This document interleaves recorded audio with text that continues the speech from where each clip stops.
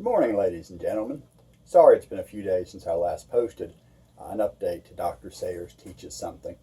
I've been busy with Easter and with income taxes, which is actually appropriate because the income tax was created, or at least made constitutional through the 16th Amendment, during the time period I'll be talking about today, which is to say, during the retirement of Theodore Roosevelt.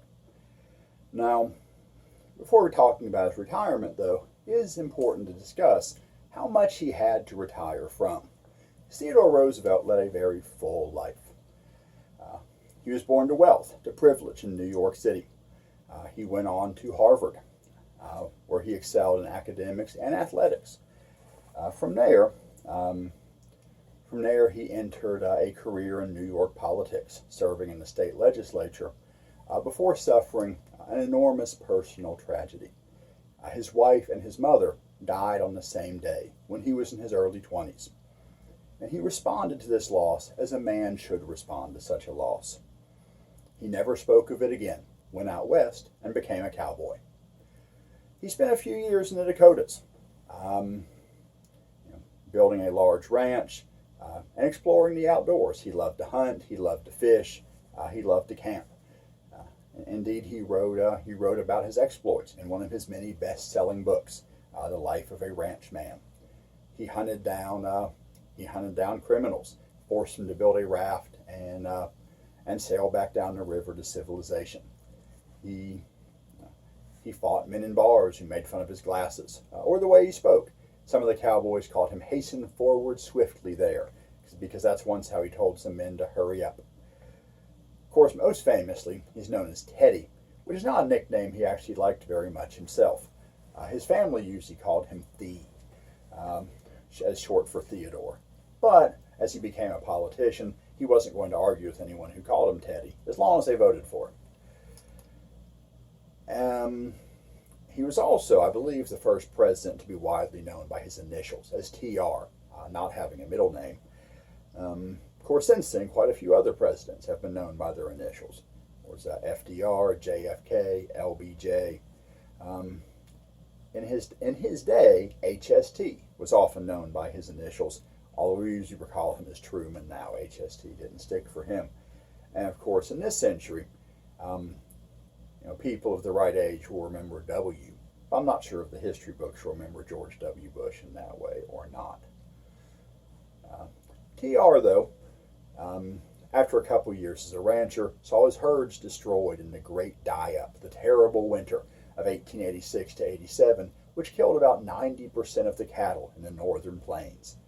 At which point, he came back east, married his childhood sweetheart, with whom he would eventually have 5 children, in addition to his daughter Alice by his first wife. And once back east, he returned to politics.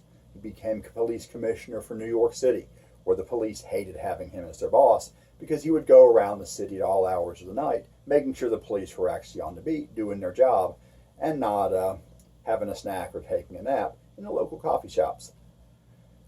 He became a civil service commissioner. He eventually rose to be Assistant Secretary of the Navy in the presidency of William McKinley, in McKinley's first term.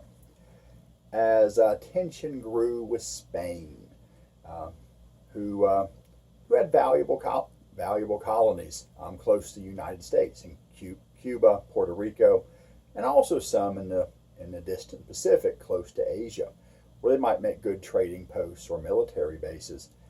Theodore Roosevelt, who believed Americans needed a challenge to overcome the crisis of manliness, facing a nation that was coddled by all the modern technology of the late 1800s, thought America needed a conflict. And knowing one was likely, as Assistant Secretary of the Navy, he ordered Commodore George Dewey, in command of America's Pacific Fleet, to fuel up and set sail for the Philippines, just in case. And so when war was actually declared in April of 1898, Dewey was already on his way. When he arrived in the Philippines, he was able to destroy the entire Spanish fleet in the Battle of Manila Bay without losing a single American in battle. Roosevelt, of course, resigned as Assistant Secretary of the Navy as soon as war was declared and recruited a regiment of volunteer cavalry, the Rough Riders, made up both of the kind of cowboys that he had met while out west and the upper classes of the East, polo players, equestrians, people, people who he felt would be natural leaders, natural athletes, and so natural soldiers. Um, and they went off to Cuba, where Roosevelt and the Rough Riders became heroes. Although Roosevelt, showing then, as he later would, um, the focus for which he would be well known, wrote a biography of his time in Cuba with the Rough Riders, one which some said could easily have been entitled Alone in Cuba. Although, in fact, Roosevelt did not win the Spanish-American War all by himself. Even the famous Battle of San Juan Hill, in which he and his Rough Riders seized San Juan Hill and Kettle Hill along the San Juan Heights just north of Santiago. The American flag was actually planted on the top of the hill, not by the Rough Riders, but by a black soldier, a Buffalo soldier from Jonesboro, Tennessee. Um, from there, Roosevelt, the war hero, returned home and was elected governor of New York, where he began trying to clean up the state, much to the annoyance of the machine politicians, particularly Tom Platt, the head of the Republican machine in New York State. And so they arranged for Roosevelt to be nominated for a new job, one in which people typically disappear and are never heard from again. They arranged for him to become McKinley's vice presidential candidate when McKinley ran for re-election. Now, McKinley was re-elected. McKinley himself did not really campaign, at least he had not traveled the country campaigning. He stayed at home in Ohio and allowed people to come to him, giving frequent speeches from his front porch. But Theodore Roosevelt traveled the country campaigning for McKinley, who was elected by an overwhelming margin. But only a few months into his second term, when William McKinley was visiting the the Pan American Exposition, Buffalo, New York, he was assassinated by an unemployed man who believed that no one should have the wealth and power that McKinley and his friends did. And so someone had to be sent to run up the mountain where Theodore Roosevelt was vacationing, because no car or wagon could make it all the way to where he was staying, to alert him that he had become our youngest president at just 42 years of age. And he completely changed the presidency. After years of fairly inactive presidents who allowed Congress to run the show, indeed Congress did not do that much in the late 1800s, Roosevelt really increased the power and prestige of the presidency and pushed many reforms. He supported conservation, setting aside not just more land than any other president as national parks and national forests and national monuments, but more land than all other presidents combined. He supported the Meat Inspection Act, the Pure Food and Drug Act, and many other reforms. He was the first president to apply the Sherman Antitrust Act to major corporations, breaking up some that had become too powerful, but also supporting some that he felt were good, that were useful for society, particularly when J.P. Morgan led a group of investors to purchase the stock of the Tennessee Coal, Iron, and Railroad Company to prevent it from collapsing during the Panic of 1907, and eventually merging it with U.S. Steel, something many people expected Roosevelt to block, but which he declared to, in fact, be a good trust, in contrast to the bad trust he was famous for busting up. But in 1908, as Roosevelt's second term was coming to an end, he declared that if 2 terms had been good enough for George Washington, that was good enough for Theodore Roosevelt, and encouraged Americans to support his Secretary of War and good friend, William Howard Taft. William to his friends, or Will to his family, but better known as Big Bill because he was enormously fat. When he had been governor of the Philippines, he sometimes had to walk because they couldn't find horses large enough to carry him on tours of the island. And Americans elected Taft. And Roosevelt, understanding that he was a big, perhaps overwhelming personality, decided to do what, honestly, anyone should do in their retirement, which is to make a safari throughout East Africa, funded by a couple museums and some magazines for whom he wrote a series of articles about his expedition. The museums who helped to fund his safari were supplied with specimens of all the wildlife of East Africa he could shoot. In one case, he blew up a hippopotamus with dynamite because it was charging at him, and that was the only way he could defend himself. But he later felt bad about it, because while it had been a 1.5-ton animal, it had been a female, and dynamiting, it seemed, he felt kind of the weak way out. It took decades for the museums to stuff all the specimens he sent back to them. From there, he visited Europe, meeting many of the leaders of European countries, even taking a horseback ride with the Emperor of Germany, who later sent him photographs with amusing captions on the back. He picked up the Nobel Peace Prize he had won for negotiating an end to the Russo-Japanese War during his presidency, and stopped off as America's official representative at the funeral of King Edward VII. And then he came home, after being gone about 1.5 years, and decided that he was not so happy with the job Taft had been doing. And in some ways, there were legitimate policy disagreements. Taft at first kept on most of Roosevelt's cabinet and other advisors. But over time, he made changes.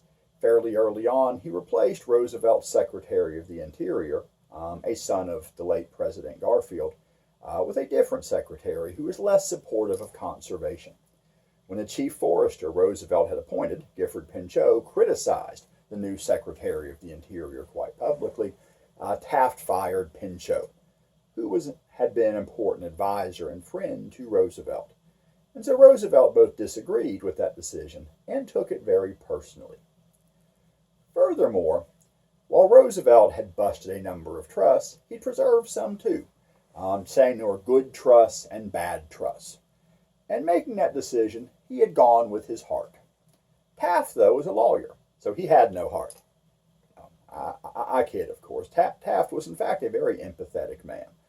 But he felt the law had to prevail, that there were legal trusts and illegal trusts. And with that point of view, he attempted to block the merger of Tennessee Coal, Iron, and Railroad Company with U.S. Steel, which TR had quite publicly blessed. Taft did not ultimately prevent that merger, but it was delayed for many, many years. Nonetheless, Taft overall busted about twice as many trusts as Roosevelt did, despite being president only about half as long. And Roosevelt criticized Taft for not being enough of a reformer, which once again is not entirely true. Taft was a big supporter of reforms in many cases, but in a more quiet way than Roosevelt had been. And of course, he had to deal with Congress and was not always able to push them around as easily as Roosevelt had done. For example, Roosevelt had supported a lower tariff, as many reformers did at that point. And Taft's presidency saw a lower tariff, the Payne-Aldrich tariff, passed. But it satisfied very few people. Although it was lower, it was not low enough to support many, or to please many reformers, in particular because a lot of loopholes had been built in to protect favored industries. Senator Aldrich, who lent his name to the tariff, was a man famous for his corruption. Indeed, an investigation of him had been so shocking that it contributed to the creation of the 17th Amendment and the direct election of senators. So, it was a lower tariff, again, not low enough to please reformers, especially because of the loopholes in it, but because it did lower the tariff in some ways, businesses who had not managed to get a loophole built in to protect themselves were also unhappy. And Roosevelt was among those who were displeased.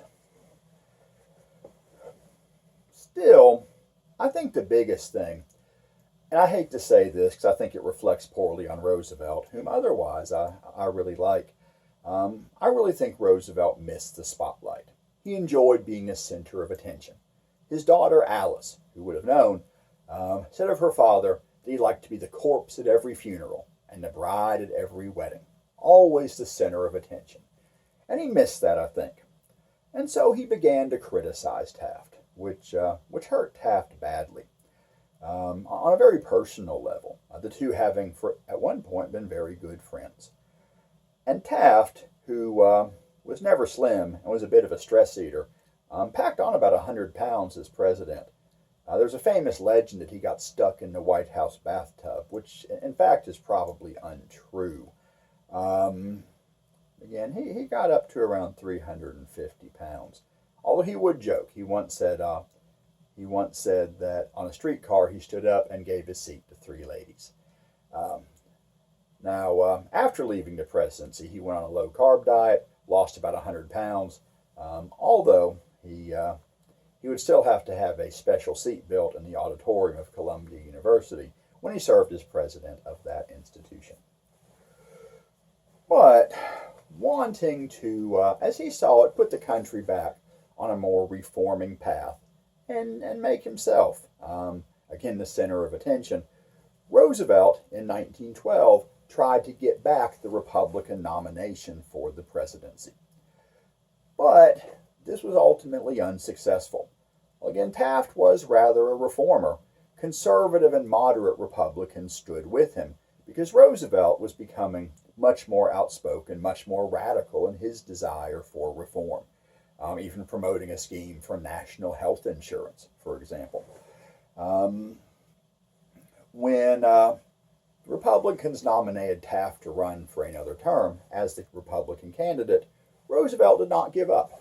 Instead, he and many reformers formed a new party, calling it the Progressive Party, nominating Roosevelt to run for the presidency with this new party. And they marched out of the convention singing "Onward, Christian Soldiers." Now, the term progressive has relatively recently been revived, as it periodically is, by people who politically today had been called liberal for several decades, until that term became perhaps too toxic, starting in the 1980s or 90s or so. If we were to take the progressives of a century or so ago and let them see today's progressives, I think that in some ways they would agree with them. I think in other ways they would disagree. In a few ways, I think they'd be horrified. Although, again, in a few ways, I think they'd be quite impressed. Although it would vary a lot, too.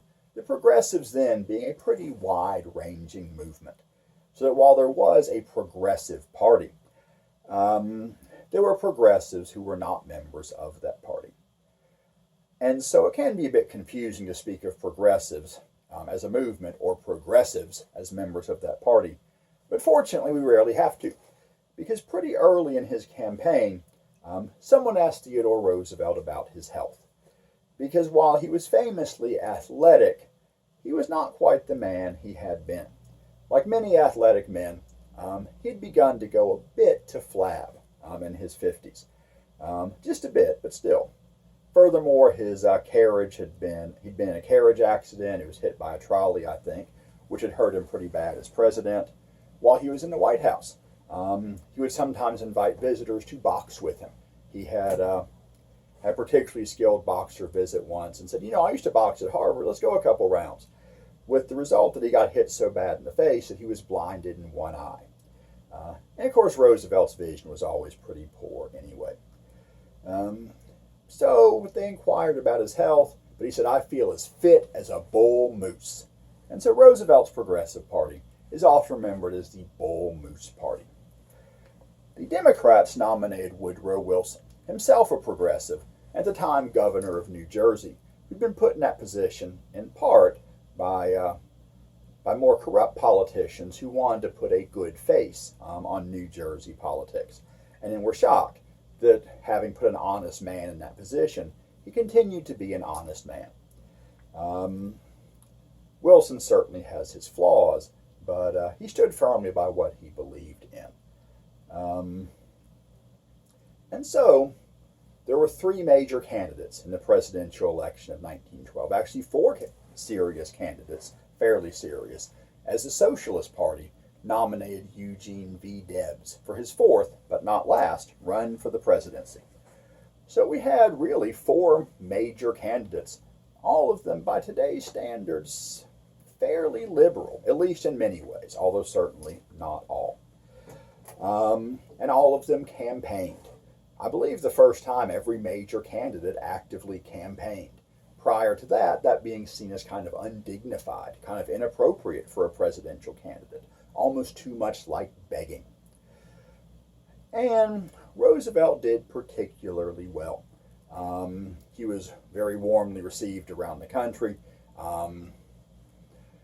but there were many people who opposed him too, for a variety of reasons, including a man named John Schrank, who was haunted by the ghost of President McKinley, and believed no man should serve a third term, as Roosevelt was proposing to do, which at that time was not illegal or unconstitutional, but it was viewed as untraditional. No president having served more than 2 terms ever since George Washington set that tradition. Although President Ulysses S. Grant had briefly tried for a third term in 1880, having taken 4 years off himself. But in October of 1912, as Roosevelt was preparing to go into an auditorium to give a speech in Milwaukee, John Schrank approached him, pulled out his pistol, and shot him in the chest.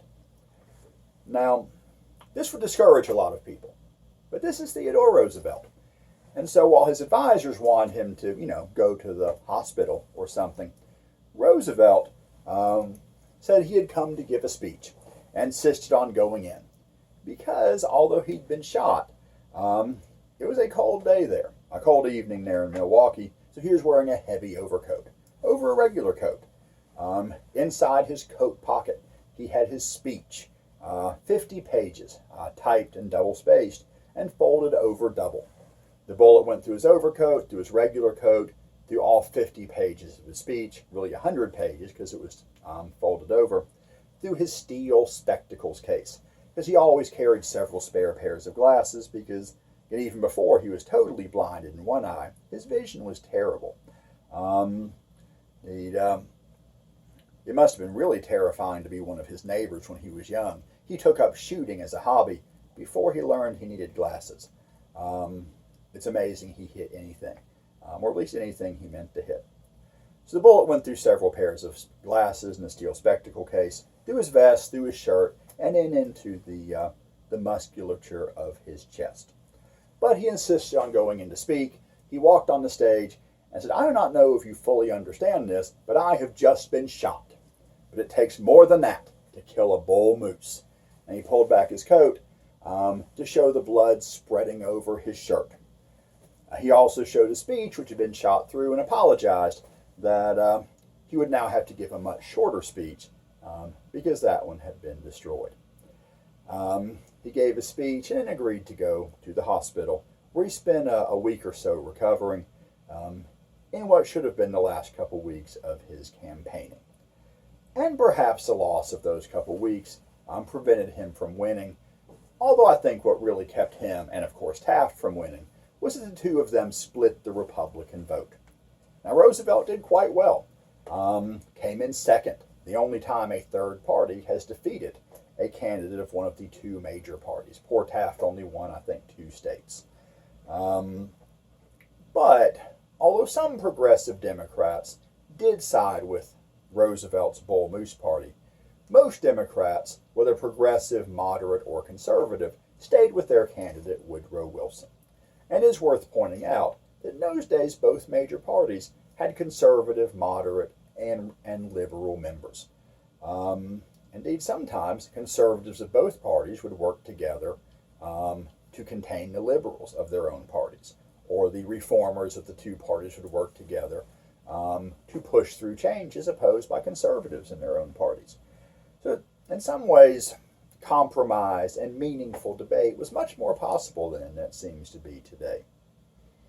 But in any case, Wilson won. sending Taft and Roosevelt into retirement again, and Debs as well, all of whom would have interesting retirements in their own ways. Debs would run for the presidency 8 years later for the fifth and last time while in federal prison, where he'd been locked up for encouraging Americans to avoid the draft during World War I. And that was his best presidential campaign, getting over 900,000 votes while in the hospital wing of a federal prison. William Taft went on to become president of Columbia University, and in the early 1920s was nominated Chief Justice of the Supreme Court, the only former president to serve on the Supreme Court. And he used his prestige to help get a separate building for the Supreme Court. Prior to that, they had not had a building of their own.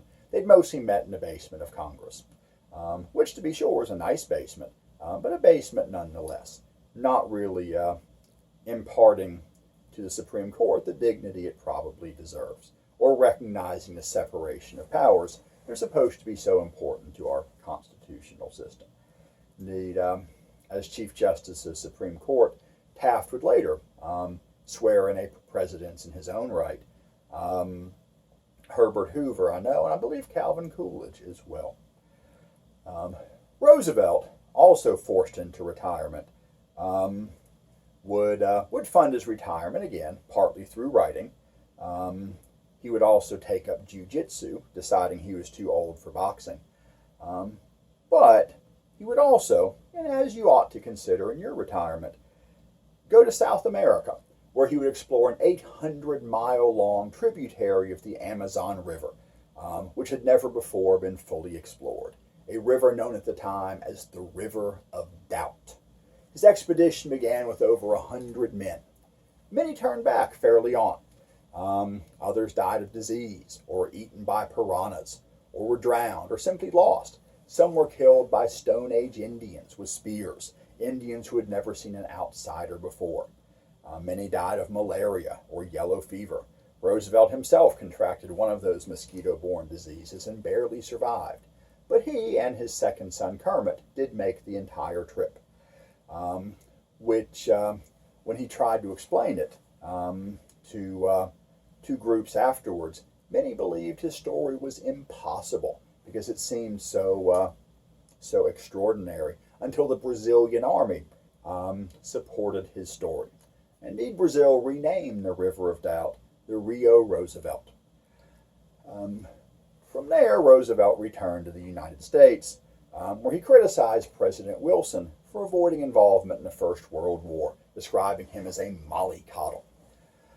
When the U.S. finally entered the First World War, Roosevelt offered to once again recruit a regiment, perhaps even a whole division of volunteers, and lead them into Europe, which President Wilson refused, which I really hate. I'd like to imagine Theodore Roosevelt celebrating his 60th birthday by marching the American Expeditionary Force into Berlin in October of 1918 there. But from Wilson's point of view, it was really lose-lose. Because either Roosevelt goes to Europe and, as seems most likely, wins the war and comes home a massive war hero, and regains his political power again, which is no good for Wilson, who saw him as a political and personal rival. Or Roosevelt goes off to Europe and gets killed, and Woodrow Wilson's the man who killed Theodore Roosevelt. And Roosevelt was in his late 50s by then, and not in the health he'd once been. I can see Wilson's point of view from several different angles. All four of Roosevelt's sons did serve in the war, the youngest, Quentin, dying when his plane was shot down behind enemy lines, which really hurt Roosevelt.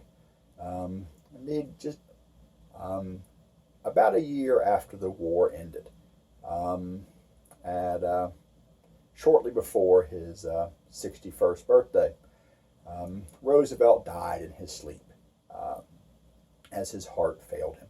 One of his friends said death had to take him sleeping. If he'd come for him when he was awake, there would have been a fight. And so that's Theodore Roosevelt's retirement, and a few of the things that gave him a need both to retire and the capacity to lead such a full retirement.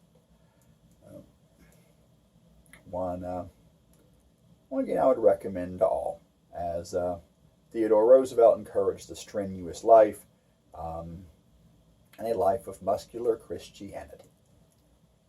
Thank you, and good night.